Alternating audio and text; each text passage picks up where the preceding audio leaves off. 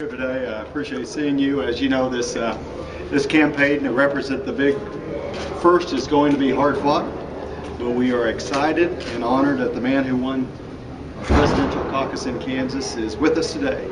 Before I turn it over to the man who needs no introduction, I'd just like to say personally that it's one thing to endorse a candidate for Congress, it's quite another to actually come out into our district and help us raise funds to get out a positive conservative message. It takes a special kind of man who's willing to go out of his way to stand on principle and to support fellow conservative candidates. So Governor, thank you for your help in this cause. Thank you. I know they'd much rather hear you speak than me, so with that I'll introduce Governor Mike Huckabee.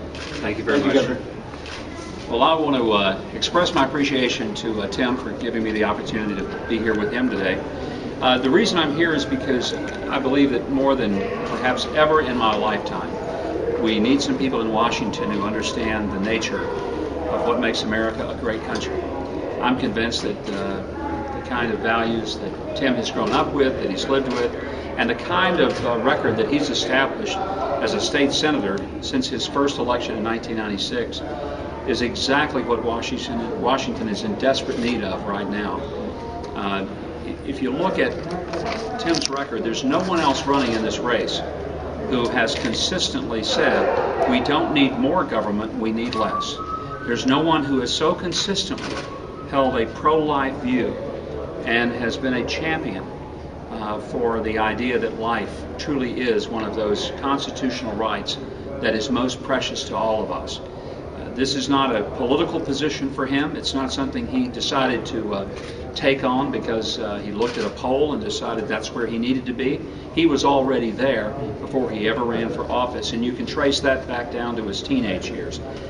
As a conservative in the state Senate, he has been a person who believes that lower taxes are better than higher taxes, that the best way to create jobs in an economic climate where people can get employed is to make sure that the entrepreneurs, the people who have dreams and ideas, can take their dream from the kitchen table from late at night when they sit there and sketch it out on a napkin, all the way to opening up the shop and inviting in their first customer. And he also understands that when the government becomes the biggest impediment to the success of that business, then government is certainly totally out of control from what it was intended to be. So I'm delighted to be here. I'm hoping that we'll have a good turnout tonight for the event, and looking forward to seeing Tim in the United States Congress. Be honest with you, why anybody would want to go there, you got me. I'm just glad he's willing, and I'll tell you, the only thing that I regret is that we couldn't go ahead and move up the election to tonight, get him elected, and get him there, because we're going to need all the votes we can to stop the government takeover of the healthcare system. And a few more sane, responsible voices and votes like Tim's could come in awfully handy right now. What do you think 2010 looks like in light of what's going on right now? Because we got hammered. Yeah, well, we did, but we, in essence, deserved to get hammered in the previous two election cycles, because Republicans didn't act like Republicans. When they went out and did stuff like supporting the TARP bill, which I was one of those folks who thought it was an idiotic thing to do, and it's proven to be very idiotic, it really teed up the stimulus bill. And I'm convinced had there not been a TARP bill, there never would have been a stimulus bill, and probably wouldn't be fighting this health care bill. But here's what I think is happening. The American people are doing something that most of the members of Congress aren't doing. We're actually reading the legislation.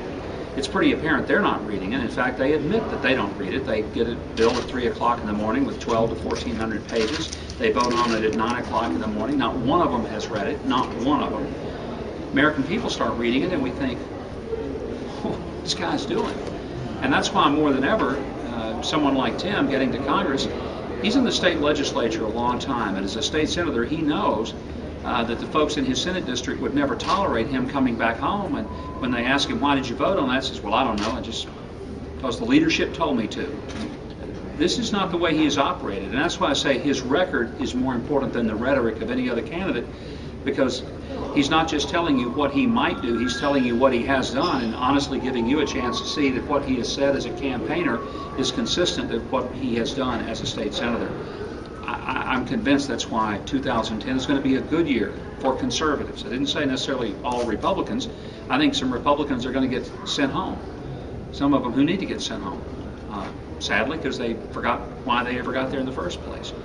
But I'm also optimistic that true, solid, conservative people like Tim Huelskamp will be elected to Congress, and I think we'll pick up seats next year and have a very good midterm. One thing I think is important is that we expect candidates to live up to their promises, and I'm just honored and humbled to have Governor Huckabee to be here to support us, to help us get out our positive conservative message, and we're excited. Why did you endorse someone so early in that contest? A lot of it had to do with the fact that there was no doubt about where he stood on the issues. You know, some races you were very careful and you wait to see how the whole field shakes out to make sure that there really is going to be a person that has at the core, at their very soul, a commitment to the issues that you believe are important. In this case, it's once Tim announced, I'm thinking, okay, I don't know who else may come along, but I do know that he's the real deal. And the authenticity of his conservatism and his principled commitment to issues that really matter to me. And the Second Amendment matters to me. The sanctity of human life, that matters to me. A commitment to believe that we ought to be doing everything possible to uphold rather than to destroy small business owners. That really matters a lot to me. The idea of preservation of the family and respecting the fact that mothers and fathers raise better kids than governments ever will. You know, I don't have to wonder, will Tim take that stand? He already has. That's the difference. Other people may say, I'm going to running and I'm going to do this. Look, Tim's already done it. So all we have to do is hope that he is as consistent in Congress as he has been in the state Senate of Kansas. No reason to doubt him, because this is not a guy that shakes and quakes with every vote he has to take. This is a guy who's done it out of principle, and the political consequences were of less importance to him than was the fact that he stood where he did because he truly believed it. We just need more like him in Congress. Can you say that folks who are representing us on Capitol Hill have been derelict in their duty? I mean, wouldn't we expect as citizens that they know what they're voting? We should not only expect it, we should insist on it. And when they haven't, we should bring them home and let them live under the laws that they passed and failed to read. I don't know any greater consequence that ought to happen to a member of Congress who failed to read a bill that had tremendous consequences than to say, you know, if you thought it was such a great idea, come home and live under it. And we're going to give you a one-way ticket back to your home district, and you don't have to worry about going back to D.C. Pack up your stuff. This trip home is permanent. Next year ought to be a year in which we turn out a lot of members of Congress and send some new ones there for that exact purpose.